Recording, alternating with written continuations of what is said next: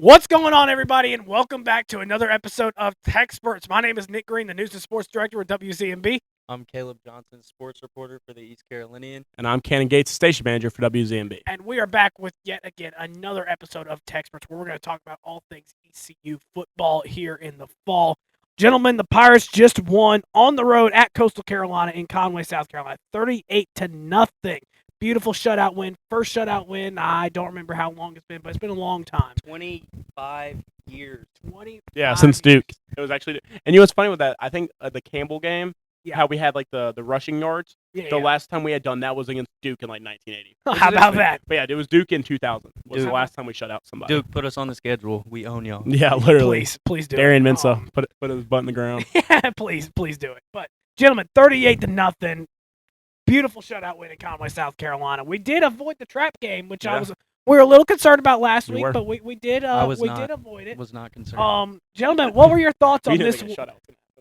Sorry, you didn't think a shutout was going to happen. No. Sorry, Nick. I got to get better about speaking on the mic. It's okay. What were your thoughts on the 38-0 win against Coastal?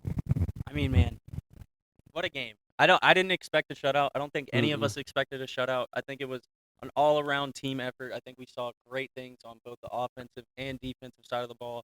The defense continues to just get better every single week. Like how much we improved as a team in terms of pass rushing this week in itself is a crazy jump. I think we did great playing behind the line, stopping the run as well. Like we had a high TFL number again. Granted, Coastal sucks, but still a great performance. I think the main thing that I noticed, especially talking about the pass rush and everything, is that the worst part of our team is our run game. We cannot run the football efficiently. Nope. I think London Montgomery had 15 carries for 55 or 56 yards, something like that. We're getting there. I'll give you an answer in a second. I've got it right here. London Montgomery, 15 carries, 59 yards. Parker Jenkins, 14 carries, 42 yards. A tutty. And a tutty. And then I forget the other backs, but it doesn't really matter because they had like 4 and 5 carries each. But it's just sad, to be honest. Like we talked about last week with the RPO stuff and how good Caden Hauser is and how the offense needs to run through his. We need a sustainable run game to lean on whenever we face some of these better teams coming up because we've played 2 piss-poor opponents so far. Yeah, no, I completely agree with that. I'll go ahead and go into the run game. With that, Marlon Gunn, only 1 carry on Saturday. I'm a little surprised. I know we talked about committing to a back last week, but I was kind of surprised to see him get shut out completely of the run game. Gosh, anyways. I think one guy who I would like to see if we're going a 3-headed committee is DeJuan Lacey. When he's gotten the time, he set up the Yannick Smith touchdown with a 15-yarder, our longest run of the day, which against Coastal Carolina is not a good long run of the day. TJ Engelman looked good, but I mean that's fourth quarter. DeJuan Lacey was doing this against Coastal's starting defense. Going into this game, we talked about Coastal's defense is really not that bad. I mean, Caden was able to make some throws, but I mean halftime it was 2-0, I believe. Like we ran the score up on him. Like when we put the backups in, it was 24-0. It wasn't like the game was put away. It really wasn't. I mean, Mike Wright came in. The interesting part of that, Mike Wright did not attempt a pass. With how long he was in the game, did not attempt a pass. Neither did the other quarterback. That I honestly not gonna lie, after Mike Wright got his rushing touchdown, turned the game off. Yeah, I was after that. And I was at work, so I just didn't throw the ball either. Yeah, I was standing in the back of the bar just on my phone, just like peeking down. Like every few minutes, I was like, okay, game's over. I'm turning this off now. After Mike Wright got his rushing touchdown. But going into the defensive side, a couple guys who I would shout out. One, however much money we got to give Jamari Riddle to stay after this year, just please feed him it, because he is our best defensive player, and I think that's bar none. He is the best. And then you have two other guys who I would talk about is Josiah Robinson, who I talked about last week, had another good game on Saturday, and Kieran Davis getting an honorable mention for the American Conference this past week. He had a great game as well. The whole defensive line looked good, but we kind of expected that. Not gonna lie, I thought Coastal would be a little bit better, only because I think MJ Morris was just really, really bad, and they put Tad Hudson in starting. And we had talked about last week. We weren't sure who we were going to see. Tad Hudson got to start, played the whole game. He didn't play terrible, but we kind of were just making splash plays at times. And our defense has really kept us in it. Going into this year, we talked about We did not think our defense was going to look this good and carry us, but they really haven't so far. Our corners have looked good, and it's every corner too. Jonathan Jean, Chance Graves, Rashid Reason. Guys who are going into this year you weren't talking about. You're talking about the Jordy Lowry. You're talking about the Keith Carrells. You're talking about the defensive backs and Wilk and Riddle, who are 2 studs, but you weren't talking about these guys, and they're making plays for us, and I'm excited to see it. And this defense, I hope they continue it this week against a true freshman. 5 turnovers forced. No, it was absolutely phenomenal. I completely agree with you guys. Defensively, I mean, you name it. The depth is there, which we were worried about the starters going into this year, but we've got that and then some with the depth on these pieces. I mean, even when we put in our backups, we were still getting turnovers. Yeah, like you said, sorry, I'm saying because you're going about the depth. Yeah. We had 50 total tackles. Our highest leading tackler was Samuel Denko with just 5. Yeah. Like, we didn't have, it was a bunch of guys, like you were saying, the top of the depth. We were able to make these rotations and all that type of thing. 1,000%. It really is just absolutely beautiful to see on the defensive side of the ball, when especially this is something we were worried about coming into this year. Offensively, it's really funny that this is kind of what we're thinking about right now, because I kid you not, going into this podcast, I knew I was going to be bringing this up a little bit, but you win 38-0, you would think we're going to be ecstatic. All 3 of us are like, honestly, we kind of left things on the board. Like, there's still offense didn't look great in the first half. Offense did not look great in the first half. We left a lot on the board. Honestly, the first 4th down attempt we tried to do, when it was thankfully we had a delay of game penalty, we were able to punt the ball. I thought that was a horrible decision, to be honest with you. I don't know if y'all agree with me, but the first 4th down attempt we did, I thought was a horrible decision.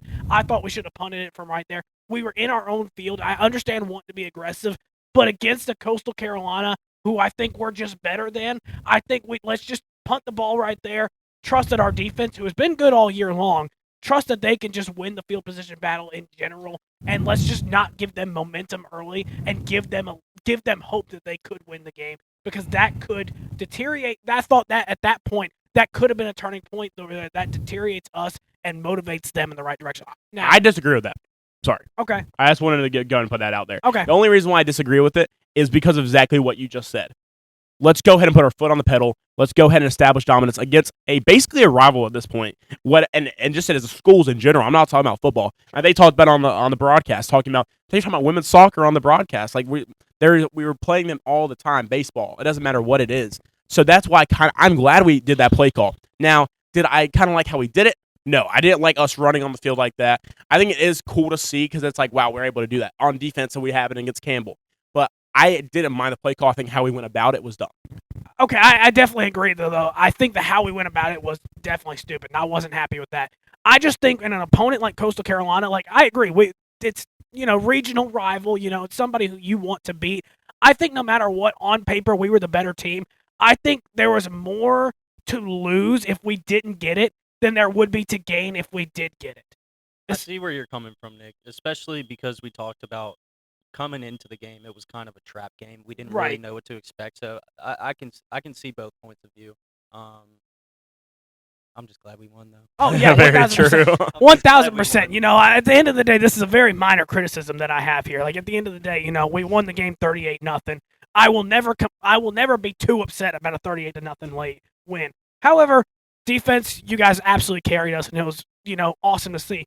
Offensively, you're right, gentlemen. I mean, it was not the best offensive day. It was still a good day, don't get me wrong, but it was not the best offensive day. Anthony Smith. I want to hear what. Yeah, Anthony Smith had a fantastic. He had a Jamar day. Chase stat line. Yeah, he did. I do want to hear what your guys' thoughts on the offense as a whole. Caden Hauser did have his first ever turnover of the season right in this game. Wasn't the best throw, but it's okay. You expect a turnover to happen at some point this season. It's bound to happen. And then overall, we just left points on the board. We underthrowing the deep ball. We just kept leaving points on the board. Run game, we talked about a little bit earlier, just couldn't get involved until the second half of the game. What were your guys' thoughts offensively in this game?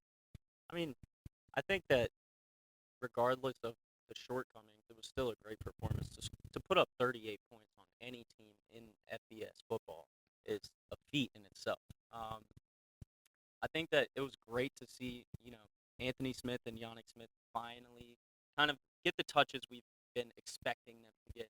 I think Anthony Smith had 11 receptions for 123 yards. 36. 36, even better. Jamar Chase stat line. And Yannick Smith honestly didn't even really get the touches we wanted, but he had 2 touchdowns. Exactly. That's what you got to hope for. Yeah.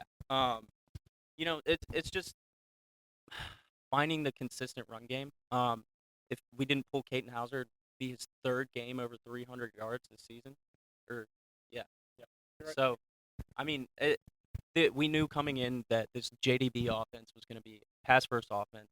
That we're going to throw the ball a lot of quick throws, a lot more quick throws this year than last year, Yep. which I like because that's substitutes for the run game. But yeah, I'm going to keep harping on it until I see the changes. We have to get some sort of a consistent run game, and I would like to see them commit to one guy, preferably, in my humble opinion, Parker Jenkins. And I completely agree with that statement. And I completely with all the statements you just said. I think Parker Jenkins is the lead back. I think he's our best back. I would honestly, if we're going to do a three-headed back committee, I'd like to see Lacey more, as I mentioned earlier. I think he has some really go-go speed on him. That one run he had, it was a 15-yard run, but it looked awesome on TV. Just got up right through, and, I mean, he didn't break a tackle, but, I mean, that's just what you want. The O-line we've mentioned is not that good at run blocking. The pass blocking has honestly not looked bad at all. Honestly, all season. Even against State, it really didn't look that bad. It didn't look great, but it wasn't the worst against a Power 5 opponent. The run blocking is just not there. They don't get push, and that's against Coastal Carolina as well. But Lacey looks good in that. What I wanted to mention, is it crazy to say that was Caden Hauser's worst performance of the year? No. I don't think that's crazy to say. I really Not at don't. all. Because when you look at his stat line, I mean, on paper, 28 for 37, 293, 2 touchdowns and a pick. Not bad at all. QBR, 82.9. But you got to remember, as you mentioned, 11 catches to Anthony Smith, and a lot of those catches were hitches, and Anthony Smith just making plays. There was a few deep balls. They did not look good. And I'm not saying he's going to carry it over, because I think Caden Hauser, and he is a type of guy. He's not a homegrown guy. You know, he came in from Michigan State, all this stuff. He's a California kid in general. But he is a guy who thrives on Dowdy-Ficklen Stadium. You can just tell. He has it, and I love to see it. You know, I get kind of chills thinking about it. When you have a guy like that who loves playing in his home stadium so much that he performs so much better, you just love to see it. And I think that is going to happen on Saturday. I think he's going to look even better. I think the adrenaline's going to get to him. He's going to be able to make those throws, but the deep ball on Saturday just did not look there. He still has the pinpoint stuff. He can ding and dunk all the time down the field, but there is going to be times. We are East Carolina. We want the big plays. That just kind of it's just how we are. It doesn't matter who the OC is. It's going to happen. We've seen it in Campbell and NC State. We didn't really see it against Coastal Carolina. We saw some good plays, but nothing crazy. I mean, Yannick Smith or Anthony Smith, long was 31. That was the longest catch of the day. 11 for 136. And, I mean, you got to give credit to Coastal Carolina's cornerbacks because their secondary, honestly, not a bad secondary at all. We were able to just kind of feast on their linebackers and stuff.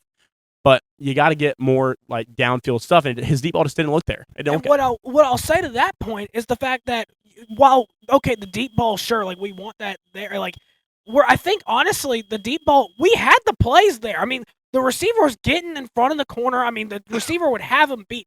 Anthony Smith had his receiver cooked a number of times. I mean, they could not cover Anthony Smith on anything he did, and even Nobody on the can. and even on the 31-yard reception. Anthony Smith, it was just a normal route over the middle of the field. It was mostly yards after catch that got him those yards, which I'm completely cool with that. I mean, obviously, if the crosser is wide open and he can take it 31 yards, do it. Absolutely. You'll never hear me complain about that. But the deep ball was open multiple times, and Caden, he underthrew it. Like I said, I'm not saying that this is it is a little bit of criticism on Caden here. I'm not saying anything like too terribly bad. It's a very minor complaint. Once again, we won 38-0. It's a very, very minor complaint in the big scheme of things. But I see why you're going with that is because it was 38-0, and you want your quarterback to perform well even against inferior opponents. I completely see where you're coming from. Right, 100%. And at the end of the day, you really look at it and you just think, okay, yeah, it was 38-0, but it could have been a lot more. It could have been a lot more than that. Really realistically, this game could have been 52-0. Mm-hmm. And I say that in no offense to anybody. It's just that was the type of game. No offense to Coastal Carolina. Complete offense. Oh well, yeah. I mean that. I meant no offense to the guys on the field. Yeah. That it wasn't that bad because I do 38-0 still something to be proud of. But at the same time, it could have been 52-0 if we hit on a few deep balls. We don't have the weird blocked field goal attempt that was there. And, I mean, I think in the beginning of the game we went in the red zone. We had empty drives in the red zone twice or three times. I don't remember how many, but it was 2 or 3 times where we came up with 0 in the red zone, where that's just not something you typically see out of this ECU offense. And so, I mean, obviously, it's okay. It was enough to win the game. It's fine. We have to fix it for BYU because I'm not going to say we need to be perfect against BYU, but these type of mistakes will beat us if we don't fix them for BYU. I think a lot of it comes down to, again, the run, too, because when we get in those red zone situations, they're handing the ball off. and then it gets into a 3rd and long situation, and you're trying to force something into the True. end zone, Yep. and then you're kicking a field goal. Mhm. I think to kind of come back to Katon Hauser, obviously missing a couple of plays downfield. His intermediate stuff, though, all year has looked Awesome. phenomenal. Oh, Yeah. fantastic. So much better. One of the best in the beautiful. country. Because that's I feel like that just speaks so much to how much more comfortable he's been in this offense and his development, because all of his turnovers last year were intermediate plays. Yep. It was Mhm. when he was out of the pocket trying to make a play, turning the ball over. This year, we don't see him get out of the pocket much. No. And I like that. I like that he's a true pocket passer this year. I like that he can see the pocket collapse, step up, and make an intermediate throw down the middle of the field. I think the goal line fade ball to Yannick Smith for his first touchdown. Beauty. That was gorgeous. I mean, want to you- see more of those you play can't- calls. You can't place the ball any better than that. And we all know Katon Hauser, obviously, last year, the deep balls will come. It's good. I Very don't think true. any of us have any doubt in our mind that the deep balls are going to come. So I'm just excited to see his progression in all the other areas this year. No, I get that completely. I think my thing with Katon, and then I actually have a question to ask y'all for Nick gets on the BYU, is my thing with Katon, we all know he's a guy who is going to immediately go back to the drawing board with JDB and all the coaches and be like, what can I do better? Where can I go this week to perform and get ready for BYU? I know he's going to do guarantee it. you he's been working on the deep ball all day today. Yeah, and I completely agree with that. He is getting ready because for BYU, we're going to need him at his best. And I think if we beat BYU and he has a good game, he's going on national radars because that is how good of quarterback Katon Hauser is. 1,000%. And then the question I want to ask y'all, and I feel like there's a unanimous answer. Who has been the most disappointing player on the team through the first 3 games? London Montgomery. I was going to say London Montgomery, too. I was going to say Jaquaz Petaway. Okay, I understand And that. London Montgomery, actually, I didn't even think about that. That's a great answer as well. London Montgomery That's was a the great first answer as person well. that came to my My head. thing with London Montgomery is because it's committee, sometimes it is hard to get those touches. Sure. I think if he was the lead back immediately, it'd be different. Throw the freaking ball to London Montgomery. No, yes, London Montgomery has Don't- that type of Don't inside zone is not really his game. Mm-mm. If you're gonna run the ball with him, Parker Jenkins pitch can, it. but not him. outside zone, screen plays, We talked about the outside swing zone, yeah. passes, all of that stuff. That is London Montgomery's game. Give He him is the ball in not a space. run it up the middle kind of back. Yeah. He's a smaller guy. He's got quick, explosive speed. Get him the ball in open space and let him work. That's what he's here to do. Mm-hmm. Um, No, I won't go on my tangent about. my thing with Jaquez Petaway is we talked about before this year, the Smiths and our slot guy were like, Jaquez Petaway. He is going to go out there. He's going to have a good year. 5 catches for 3 yards. It's his stat line. Brock stole his job. Brock did steal his Yeah, job. he did. But Yeah, he did. Brock stole his job, and what you talked about the last couple weeks is the tight ends have looked good. Yeah. I think they could have been a little bit more involved on Saturday. I hope to see him more involved on, agree. and I think a lot of that though is Katon just liking seeing other options better and liking. And I mean, do what you gotta do. As long as you're making completions, I ain't gonna complain Oh, about who's never getting the gonna ball. complain, yeah. But Connor had 2 catches. Rouse had 1. You see what I'm saying? I would like to see tight ends get more involved this Saturday, like how they were involved against State. But I think that is a lot of Katon just taking what the defense is giving them. So And Yeah. feeding the X Factor guys. yeah, like Anthony. I mean, 11 catches after all. Like I mean, honestly, last point I'm going to make, getting Anthony Smith a game like this is so huge for his momentum, especially going into a game like BYU, because we need him to show out if we are going to win this game. And, I mean, 11 catches, 136 yards? correct. I mean, man, if he can ride that hot hand, In this type of game, it shows that he is not just a deep threat guy like people thought he was. No. He is able to play at all facets of the game, and I hope that carries him on. Because the thing is, if he keeps playing like this and showing what all he can do, he's an NFL draft pick, no question about it.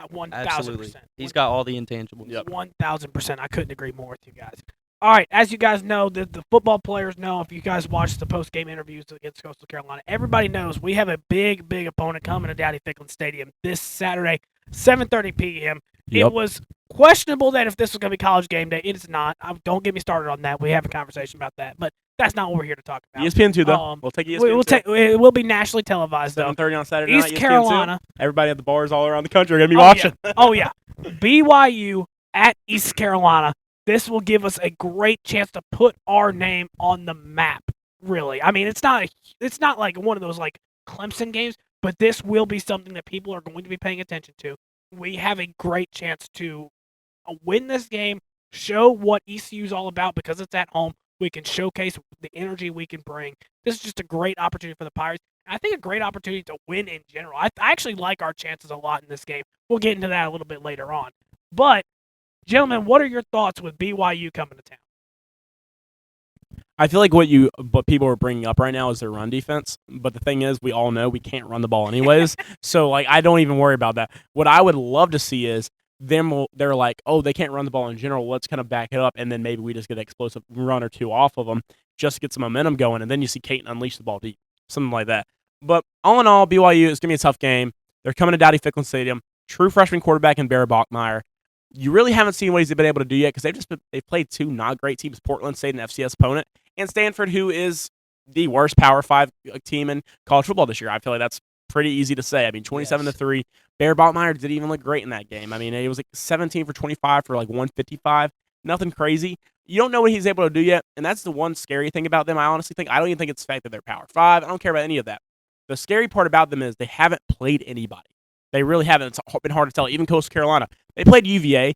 UVA at least is a Power 5 team who has their stuff together. They have Tony Ellett, who I think is not a bad coach at all. They got guys in place. They brought Chandler Morrison. You got NC State, and we all have it, and that's a rivalry game. That game doesn't really matter as much, but you see NC State. You know what they're going to do. You know what they want to do. We saw them last year in the Military Bowl. BYU, you don't know what they want to do yet because they played Portland State. They played Stanford. That is the one part that honestly scares me. I don't care who they are. I don't care what they are. They haven't played anybody.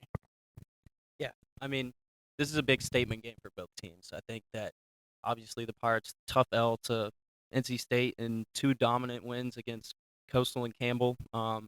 I honestly, for me, I am not moved by either of these wins for BYU. 69-0 to Portland State and 27-3 against Stanford.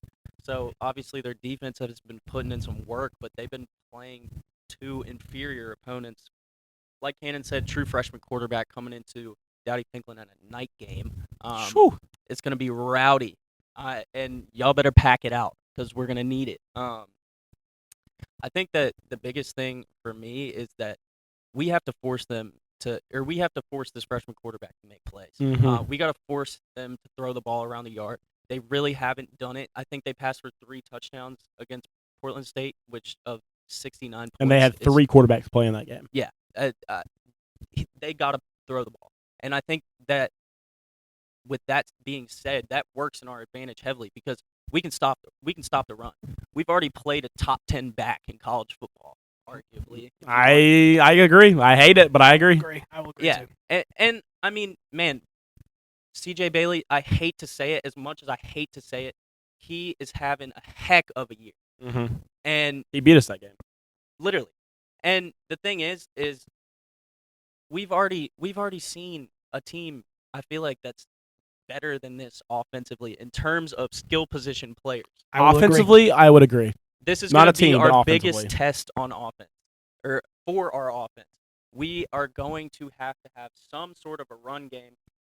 If we don't have that, our screen game is going to have to be impeccable. I swear, if I see Anthony Smith lead blocking for a screen pass to the sideline, I'm going to lose my mind. I agree so much. He should be catching the ball every single time. Let me see. I think they've got one pretty solid receiver in the tight end that's kind of the focal point of their pass game. Their team doesn't scream deep to me when I do the research. I think that they really. I think this is a very winnable game. I completely agree. I think, and I might sound delusional, and we're gonna see on Saturday night. And I'm happy to be delusional about this team, but I think we're gonna make a big statement.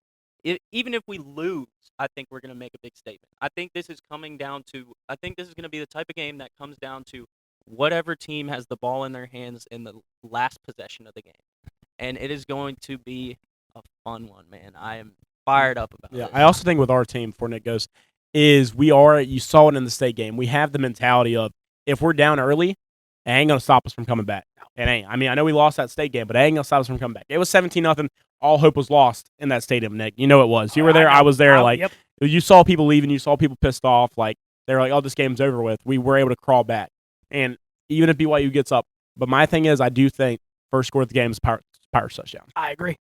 We got to keep Hauser upright. That's Very the true. big, Yes. that's the big kicker for this That game. will also be a big D-line thing. play and keeping Hauser upright. Yeah, absolutely. I completely agree with you guys entirely. I think this will absolutely be the biggest test for our offense that we might face all season, to be honest with you. This Not a crazy is take. what Not a crazy take at all. Yeah. I think this is going to be one of the, and honestly, this is why I love this game right now in the season, because you sit there and be like, NC State might be the best offense we'll face all season. BYU might be the best defense we'll face all season. We're getting these out of the way in the first 4 weeks. And even if we lose this game, we're 2-2. Gentlemen, I'm telling you right now, this sets up for a fantastic season, no matter what happens, of course. Obviously, you want to succeed, but like this will set us up for crazy success, assuming we compete well. Now, that being said, golly, we need to figure out some kind of way to get the running backs involved somehow. I'm not even saying in the run game. We just need to get them involved in somehow. Now, Cannon, you brought up DeJuan Lacey earlier in this episode. Now, I purposely did not bring anything up about DeJuan Lacey because I wanted to bring him up right now. DeJuan Lacey, I could not agree more with you. I've been very impressed with how he's done these past few weeks. I think he's going to be somebody who BYU might not exactly see on tape who could be an X factor Very for us true. in this game. Can I say another reason why I think DeLon Lacey? Hit me. London Montgomery comes over from Penn State. Good recruit, good player. We all know that. He was going into this year like he was going to be a top back for us. Parker Jenkins, he transferred down from Houston. Another guy people talked about all offseason. Marlon Gunn's been in the system for however long now. DeJuan Lacey is a JUCO guy. Yeah. And when you bring in a JUCO guy, they may have had some problems in the past, whatever it is. You know what that means, folks? Grab that Pringle over there. He's got that chip on his shoulder. He's got that chip on his shoulder. And you know what? And that is why DeJuan Lacey is a guy, like Nick said, in this game is an X factor, and I really want to see him get some reps. 1,000%. I want to see DeJuan Lacey get some reps here. And you know who else I want to see? If the run game is really struggling, let's bring in Mike Wright. And I say this, and hear me out for this one. I say this because when we brought in Mike Wright, during the game against Coastal Carolina, it was the beginning of towards the beginning of the second half when we brought him in. Mike Wright, we didn't pass the ball with Mike Wright. When Mike Wright took over, from that point on, we did not pass the ball. We ran over. And guess what? We still scored. It was read option, read option, read option, read option. And it worked. So if we really need to get the run game involved, Mike Wright can throw the ball. I mean, I'm not saying, I think if we need to put Mike Wright in for a few plays or whatever, he's going to be somebody who, once again, we haven't shown him that much on tape, and when we have, we've ran the ball every single time. Guys, Mike Wright could also be a big X factor if we need points and we can't get things going. Let's show Mike Wright a little bit. And I think these are things that obviously, the game plan is going to be Caden Hauser, obviously. Don't get me wrong. And I'm not saying Mike Wright should just take over at some because I'm not saying that either. I'm saying if we get to a point where they're starting to figure us out, like, okay, they're figuring out, okay, we like to do this like wide receiver, like short pass over here, and they start picking up on the corner, start making plays. Let's throw them off. Let's bring Mike Wright in a little bit. Let's see what goes on here. And I think these are it adds to our depth again. I know defensively we're doing just fine with the depth. Offensively, we have some depth too, and I think this game we could prove that and show why it's important. I agree. I think that Mike Wright I think he's a dog. I think he is very full of himself, but he is a dog. Very true. Nobody gets Pirate Nation more proud than Mike Wright does. Though. Yeah. Everybody loves Mike Wright. Yeah. But when he's in the game, I mean, it's just chunk play after chunk play after chunk play, and it's all on the ground because he keeps the defense so honest. I think the part of the game where I feel like I would want to see him the most is I would really like to see him in the red zone. Not saying take Caden out, but you can move Mike Wright all around the field, and he can do stuff. He's not a quarterback. He is a Mike Wright, lead running back. I wouldn't be mad about it. He is a spectacular athlete. I want to see JDB get creative with Mike Wright. Use him as Taysom Hill. Use him as like a Taysom. Well, I don't think guy. Mike Wright's a little too skinny to do Oh that. yeah, I know, but like still, He was running up the middle last game. Yeah, but I mean, like, whenever I hear Taysom Hill, I'm hearing, like, lead block him. Yeah. That's No, why I say that. I'm saying like if we want to, like give Mike Wright a little handoff with it and let Mike Wright throw it. You know, that would be really cool to see. You know, Little toss play. yeah, Throw it to the other side of the field. that'd be awesome. All right. That would be Billy. awesome to see. Yeah, that's what I was thinking. Gentlemen, that right there, I think this is setting up for a beautiful night in Dowdy Ficklin Stadium Saturday night. I think Dowdy Ficklin Stadium will be absolutely rocking. Obviously, there has not been an announcement, and we're recording this on Monday. We have not heard an announcement that this is sold out by any means necessary. However, I think this could be one of the more packed games that we've had in a little bit. Yeah, in the last few years. In the last few years, for sure, since we had NC State coming here in 2022. I think this will be number 2 since then. That being said, I'm going to go ahead and start us off with our score predictions before we end this one. I'm going to say last time we played BYU was in 2022. We won on a last-second field goal. I think it'll be another close game. I don't think it's coming down to a last-second field goal this time. I think we're going to win it with a touchdown. And I think we're going to score a touchdown with 30 seconds left, and our defense is going to make a big play. Give me 28-24. Pirates are going to win this one. Yeah, I have mine written down from earlier, and it's 27-24. I think it's a shootout. I'm not gonna lie. Okay. And it's not necessarily. I think Bear Bachmeyer, true freshman, is gonna be tough coming in, but I still think they're gonna get some points up on the board. I really hope not, and I hope we put up a lot, but I'm going 38-34. No, 38-35. Excuse me, 38-35. Going 38-35. It's gonna be a tough one, obviously, but I just feel like as good as our defense has been, I think they're gonna make some splash plays on Saturday, and I hope the bend don't break really shows out on Saturday. But it's BYU. I'm not gonna get my hopes up, so I'm gonna go 38-35. BDN. Absolutely, guys. Absolutely. Well, that's all we got for you. Thank you so much for watching this week's episode of TECSpertZ. We'll be back again next week, of course, for another episode of TECSpertZ. But until next time, go Pirates. I knew it was coming. I saw you tap him. I was like, Well, I was going to tap. I see him kind of lean up. I'm like, oh, he's ready.